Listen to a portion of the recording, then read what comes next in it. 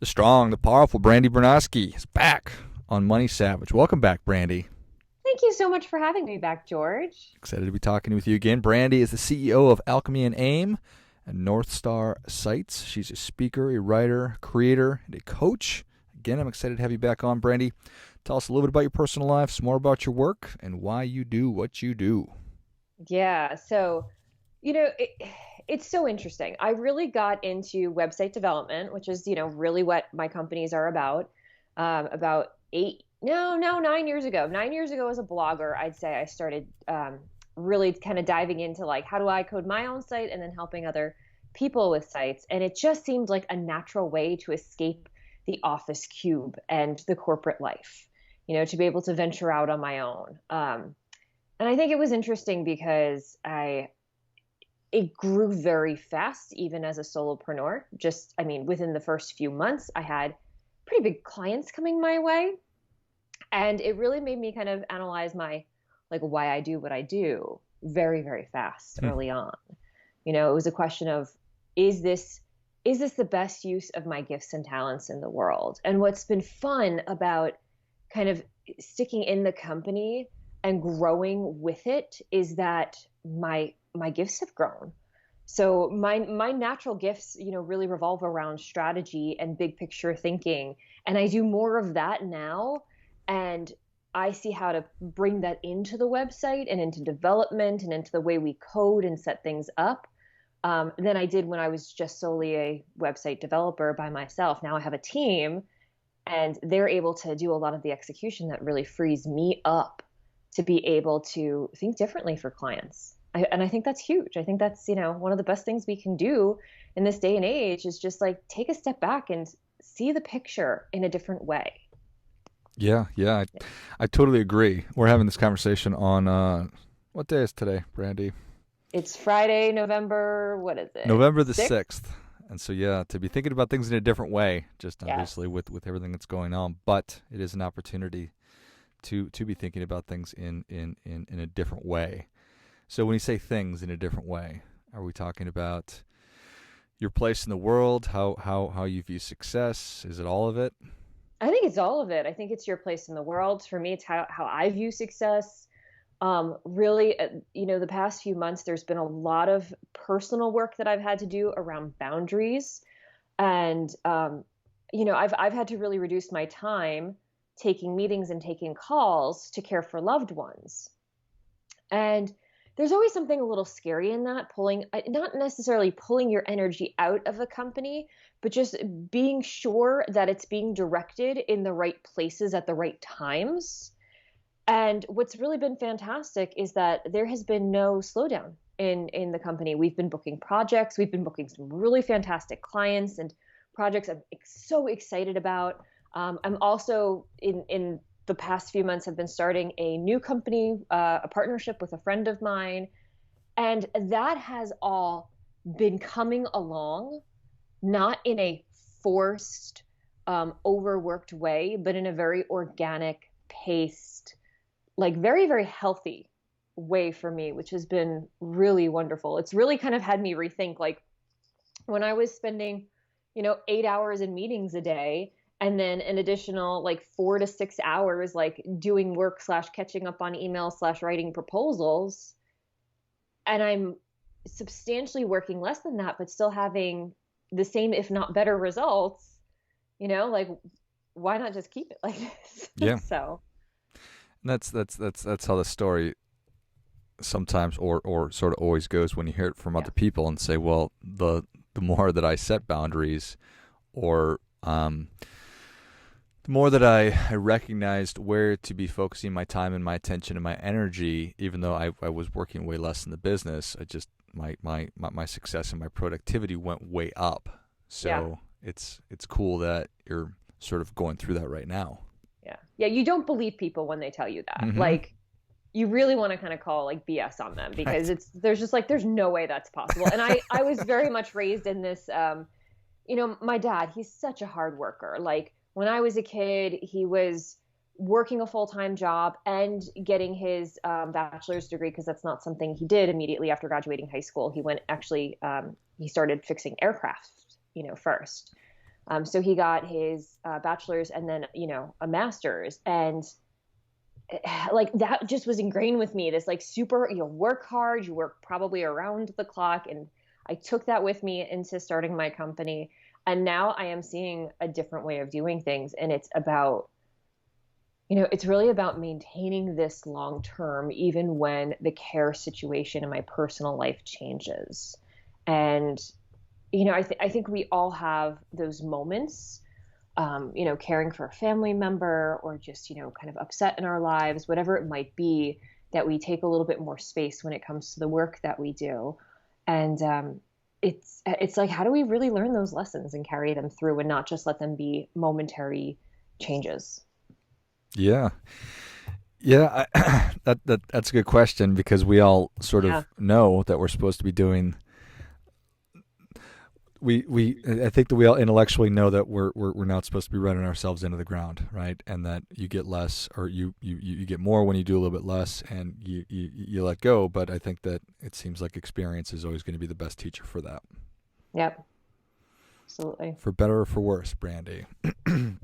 So, but this isn't just like you're letting go and magical elves are taking care of more stuff. You have No. you've I'm still got working.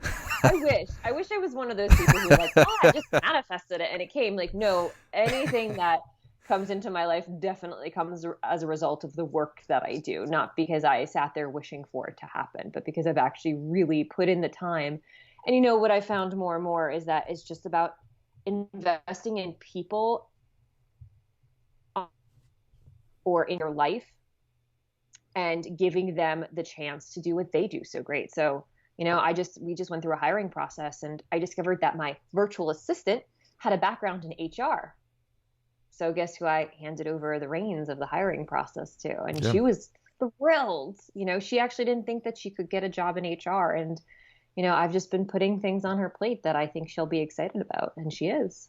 I love it. And then so you've been you started off as a solopreneur, and now you have this new endeavor with a partner, Yes. and hopefully that makes you twice as successful, and you're doing half the work, kind of a thing. But how has that been different?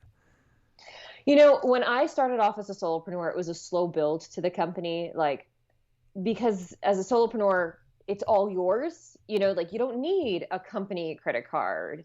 You don't need to have a partnership agreement in place. So there's definitely been more on the onset, like at the beginning of this process, like ducks in a row. Like there are bank accounts that have to be created, a website that has to be created, all of those little pieces. And the challenge is when it's just you, of course, you're the one who's doing them. When it's you and a partner, you have to find ways to both each person own part of the process or part of the work that needs to be done, but also hold each other accountable as well. And there can be kind of a fine line where you want to make sure you maintain, like, my partner and I are good friends. So we want to make sure that we respect each other, we maintain the friendship, and that we're doing everything in service of who we are as individuals and what we want success to look like. And so, I didn't hire people really for the first 2 years in my first company. And in this one, we're actually looking at bringing on a business manager / chief of staff role early on. So that person can really manage the operations of the company. So she and I don't have to be as hands-on as we've both been in our own companies. So it's actually like, for us, it's a completely different monster. We're like, it's a different baby entirely. It's requiring us to step into a role of CEO in a new way that we've never done before, either of us, because we've both been so hands-on in our companies. We are so often, like, we're on calls with clients, we're the ones doing sales, and now we're looking at how do we shift that for this new company so it's not us, so that we have the opportunity to be the visionaries and to share with the people that we work with in that company more of kind of like the how-to of what we do really, so that they can get that knowledge, not just the same technical knowledge that, clients have gotten from us in our other companies. So, Do you have similar skill sets to your partner? yeah, so we're both in technology. So my skill set is more on the website side of things. Hers more in the business system side of things. So she does a lot with like Office and kind of like complex systems like that. So there's overlap that we have, certainly in some of our skill sets, but it's interesting because like there's the technical skill sets that have helped us build the businesses we have. That's why we both have technology businesses.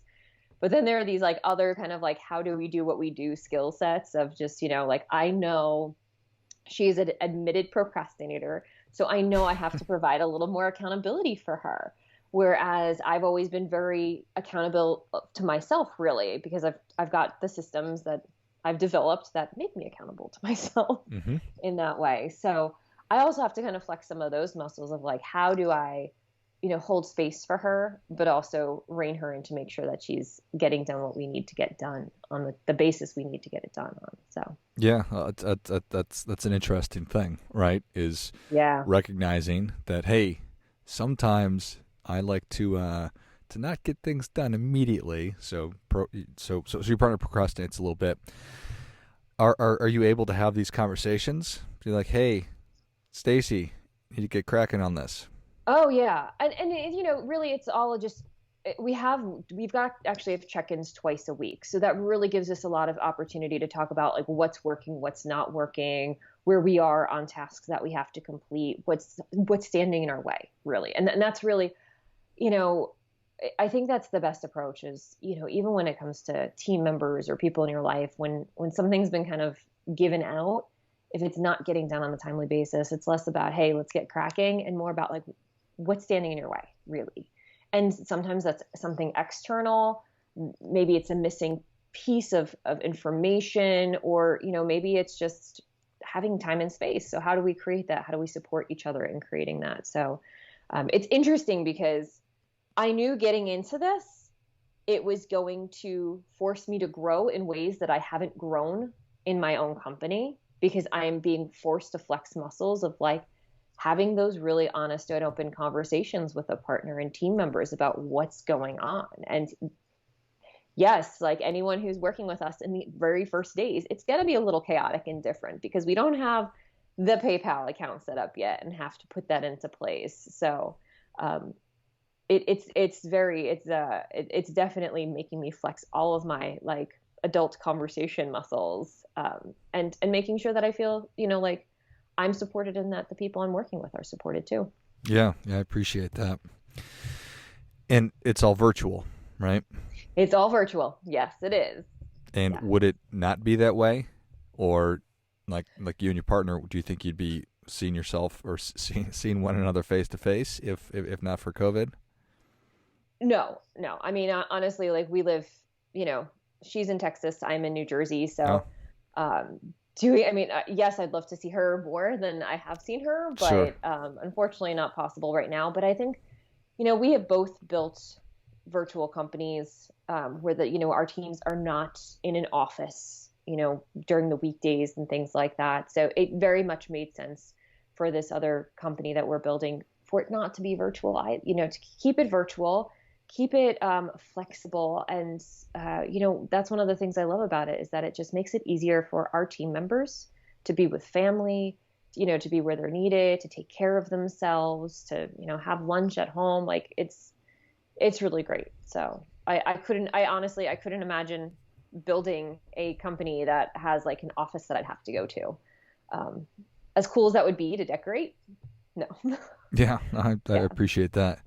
All right, so it sounds like you're successfully navigating the partnership model for lack of a better term, and doing a lot of the things that are maybe required that you needed to do before but you didn't have to do before. Yeah. Is there some part that you really have not enjoyed? What have you enjoyed least? I think the thing that gets me is really the legal stuff. Hmm. Like our partnership agreement. just pretty much made me want to cry. Not because of the content of it, but because of the length and just having to try to interpret what's there, and make sure that it's there in a way that both supports both of us and supports our families and things like that. So I will say, like, doing anytime I have to do legal stuff, I feel like it's like, I'm just like beginning to shut down because I really don't want to process, those things. So that's always kind of a big challenge. I think scheduling too is that's been challenging here. And not because of any, either of us individually or who we are, but it's just because life events. So we had to anticipate we would do a soft launch in September, but then she had personal events, I had personal events, and we both, on one of our calls said, look, we could push this and hustle and make it happen and, get it out the door and things like that. Or we could really spend time with family members who need us to take care of them. And I'm like, we haven't told anyone. We're magically launching in September. If it's October, if it's November, if it's December, if it's January, that's fine. Let's not kill ourselves in this process. Let's slow down. And it's just been so wonderful to work with someone who really sees the importance of that, of slowing down and of, spending time with family, like first, especially when family has immediate, medical needs and things like that. I mean, that's just, I feel so blessed that she really understands that. Yeah.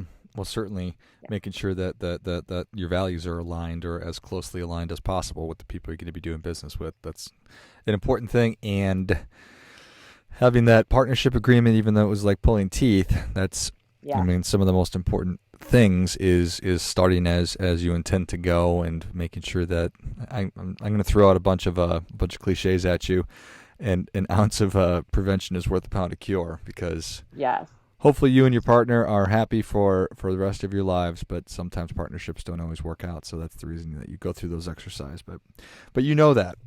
So I love it. Well, it's super exciting. And on that note, Brandi, Savage Nation is ready for your difference-making tip. What do you have for them? I really think maybe it's just kind of like the product of the week that we're in right now, but I think it's so much fun to step back, kind of detach emotionally a little bit from whatever problem you're looking at, and just see the bigger picture of it. Like, see what else it has to tell you. And I think more than anything else, see what challenge is in front of you as an opportunity for transformation. I think that mindset shift goes a long way. So as long as you're kind of like really like hyper emotionally involved with it, it's kind of, it'll suck some of your energy. And when you can just step back and say, like, this problem, this challenge has growth potential in it for me. And that actually can just so change how you move forward entirely. I think that is great stuff. That definitely gets a come on. And fascinatingly enough, Brandi, I was literally just listening to a podcast this morning, and I'm going to pull up the person who was it was Bruce Lipton, who's a famous person. I can't give you a bio, but he was talking about the same thing. He was talking about how when things are going sideways, or it appears that institutions are sort of crumbling, which they are in the United States, you can look at it and they'd be like, oh my gosh, what are we going to do? The world is on fire. Or you could look at it like you were talking about as an opportunity for transformation, because this is an exciting time, because these are things that needed to change. So incredible, Brandi. It's the universe. It's all around me. Yes, it is. That's what it does. Delivers the same message like 6 different ways. So what is that telling me? I guess I'm going to have to figure that out, Brandi.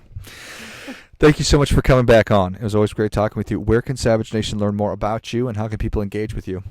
So you can head to my website, alchemyandaim.com, or you can head to our new website, our partnership. It's called interstellarsupport.com. Spell that for me, please. INTERSTELLAR.